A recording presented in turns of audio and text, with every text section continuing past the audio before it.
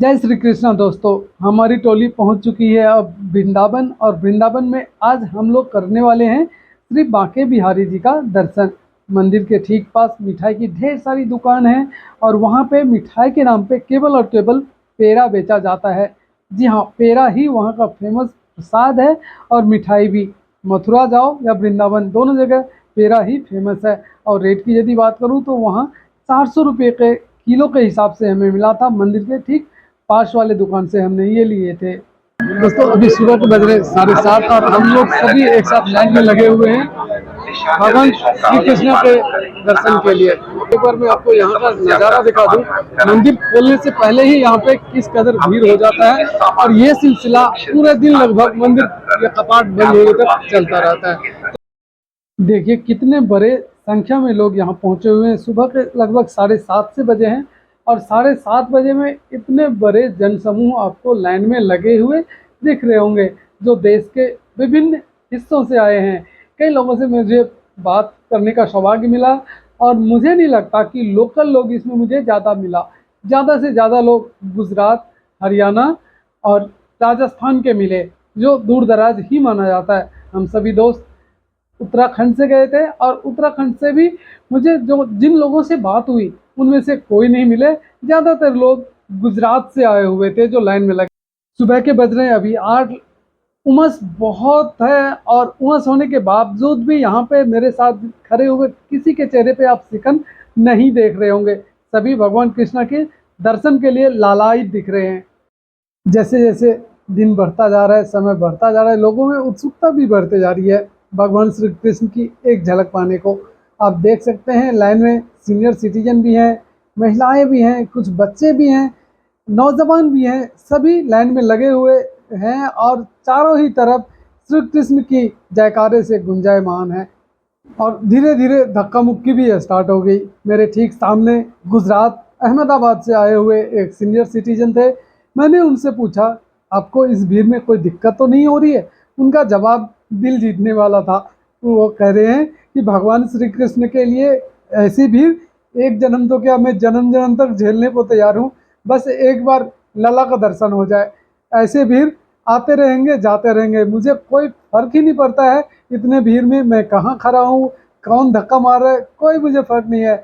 बस मैं तो केवल कृष्ण के भक्ति में यहाँ तक पहुँचा हूँ और चंद कदम दूरी पे रह के मैं कैसे वापस जा सकता हूँ। लला का दर्शन एक बार हो जाए फिर जिंदगी निहाल हो जाएगा, ये था इन सीनियर सिटीजन का कहना। तो ऐसे ही सारे लोग भक्ति में लीन मेरे साथ जो लगे थे, मैं देखने को मुझे मिल रहा था। इसी बीच फिर से धक्का मुक्की हुई और जो मेरे साथ अभी तक सीनियर सिटीजन थे वो पता नहीं आगे कहाँ बढ़ गए या पीछे रह गए। मेरे साथ फिर नए लोग, नए लोकेशन से आए हुए लोग, और फिर नए लोगों से मिलना और बात करना मुझे तो अच्छा लगता ही है। मेरे साथ जो भी नए लोग आए और मुझे ऐसा लगा वो बात करने के लिए कंफर्टेबल है, मैंने सभी से बात किया जैसे कि ये सीनियर सिटीजन है मेरे साथ। जैसे जैसे समय बढ़ता जा रहा है, लोगों में उत्सुकता भी बढ़ते जा रही है और हरे राम हरे कृष्ण की भजन से तो चारों ही तरफ गुंजायमान हो जाता है।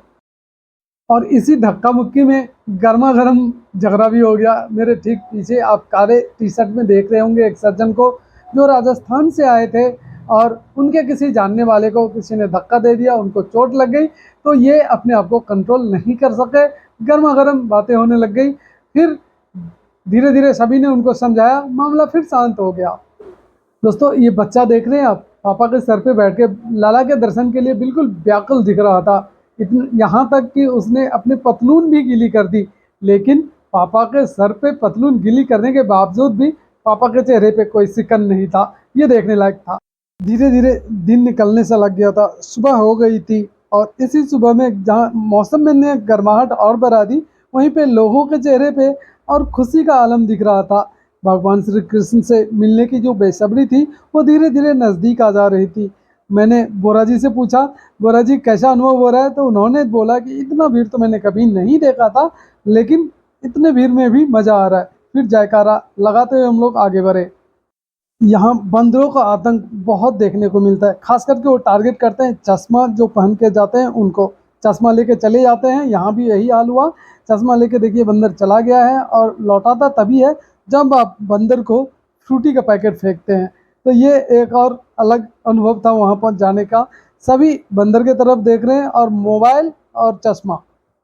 अंततः जैसे तैसे हम लोग आगे बढ़े और अब पहुँच गए हैं भगवान श्री कृष्ण के वो मंदिर वाले हॉल में, जहाँ पे एक एक कदम पे बढ़ना मुश्किल हो रहा था, एक एक डग आगे बढ़ाना बहुत मुश्किल हो रहा था, क्योंकि जो भी आगे था वो बगैर वीडियो या फिर फोटो लेते हुए जा नहीं सकता।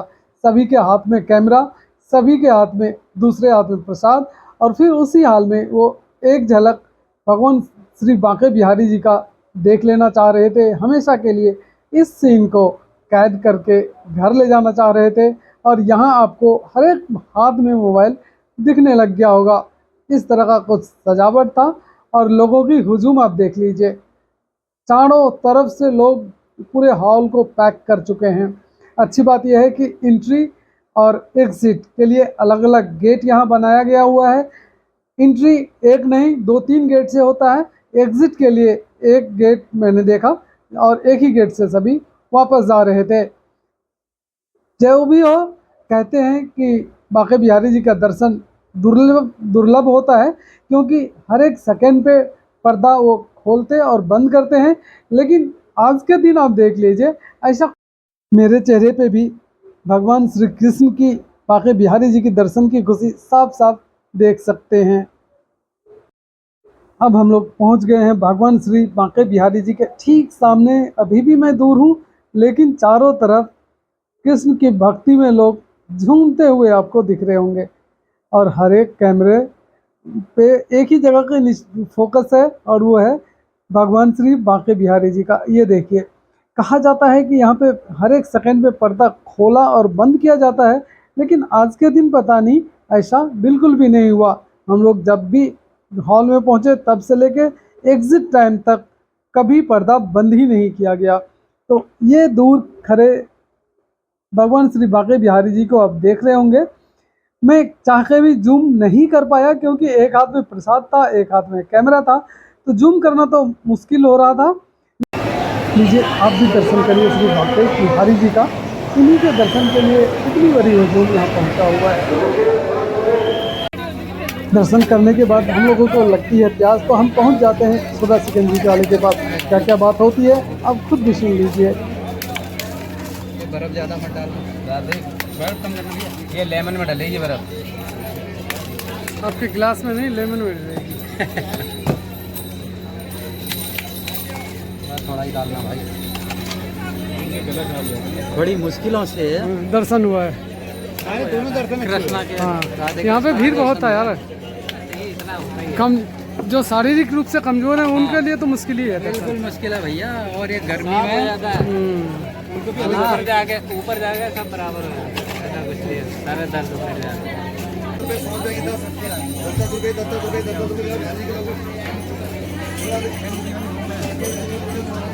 देखो सोडा की बोतल हम पियेंगे, नींबू पानी है, नींबू पानी पी रहे। हाँ, नींबू पानी।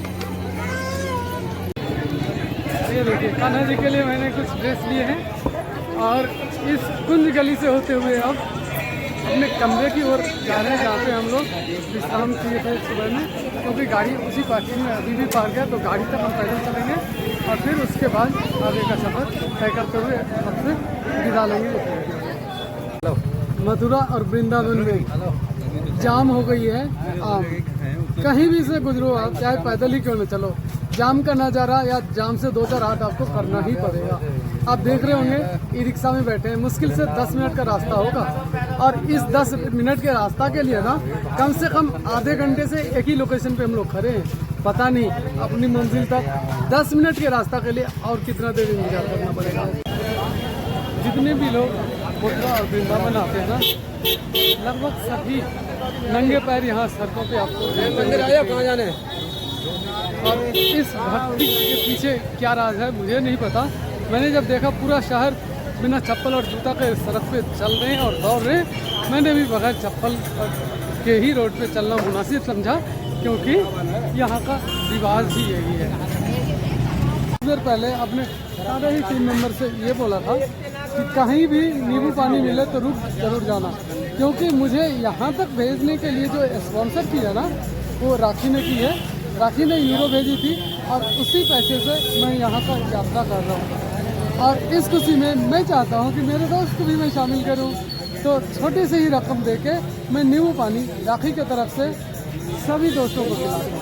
हम ऐसे चला के वो करते हैं। तो इस नींबू पानी के स्पॉन्सर कौन है?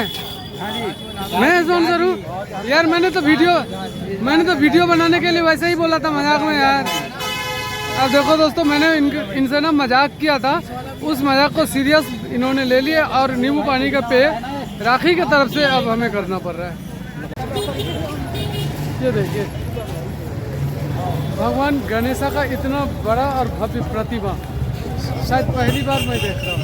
इधर हनुमान जी और दूसरी तरफ भगवान श्री गणेश की प्रतिमा बहुत ही भव्य बना हुआ है। रोड के ठीक किनारे जो भी इधर से गुजरते हैं यहाँ होकर सेल्फी जरूर खड़े होते हैं। अभी हम लोग एक मिठाई के दुकान पर रुके हैं और सभी यहाँ से अपने अपने घर को प्रसाद ले जाना चाह रहे हैं। तो इसीलिए यहाँ का वृंदावन का भी फेमस मिठाई पेड़ा है, जो सभी ने अपने अपने रिक्वायरमेंट के हिसाब से लिए हैं।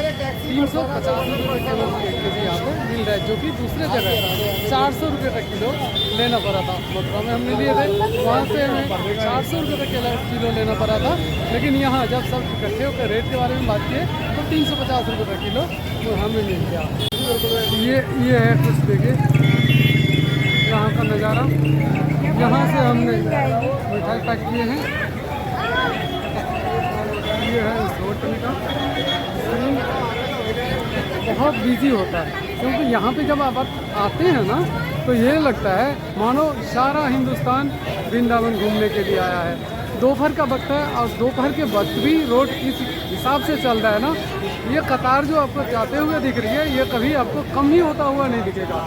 इस हिसाब से यहाँ पे भीड़ दिन और रात चलते रहते हैं। अभी हम लोग गुजर रहे हैं दोस्तों प्रेम मंदिर के ठीक सामने से। एक झलक आप भी देखिए, कितने बड़े समूह में लोग यहाँ खड़े हैं और सभी लल्ला के दर्शन के लिए व्याकुल आपको दिख रहे होंगे। तो बांके बिहारी जी का और प्रेम मंदिर का इस नज़ारे के साथ इस वीडियो को अब यहीं ख़त्म करते हैं।